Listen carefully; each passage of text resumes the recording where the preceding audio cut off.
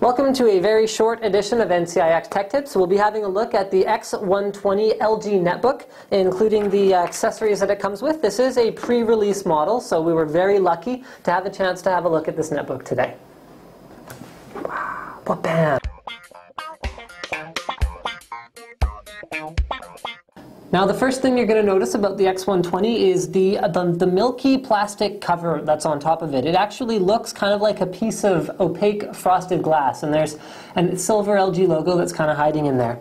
Now once you open it up, you can see what is, in my opinion, one of the best keyboard layouts I have ever seen on a netbook. Your arrow keys are well positioned away from everything else, and they're all there. They're not weird. You have two full-size shift keys, a long enter key, and one of the larger keyboards we've seen, remembering too that this is a 10-inch netbook, not a 9-inch model, which gives them a little bit more space for that. It's an English-only layout, but we're not actually sure what the final release is going to be. Now the screen is a glossy, quite vibrant screen actually. I was pretty impressed. And one of the other things that really kind of blew me away about this particular netbook is that the speakers don't totally suck compared to a lot of the other netbooks that we've looked at in the past. Now, yeah, if you want to check out some glamour shots, actually I'll get the cameraman to have a look at the bottom. So you can see here is the screw holes to release the keyboard. There's the releases for the battery, which I'm not actually going to take out right now because it is on. It's probably not good for it. And there's a very easy access to the memory upgrade slot, which is again a complaint we had about some of the previous netbooks.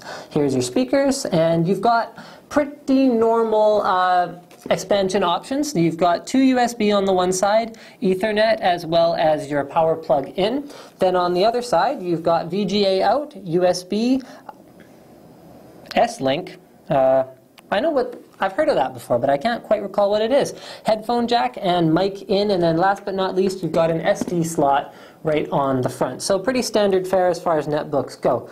Anyway, there it is, the S120 and X120, and if you want to check it out on my blog, I actually disassembled the whole thing so you can see all the guts and in all of their glory.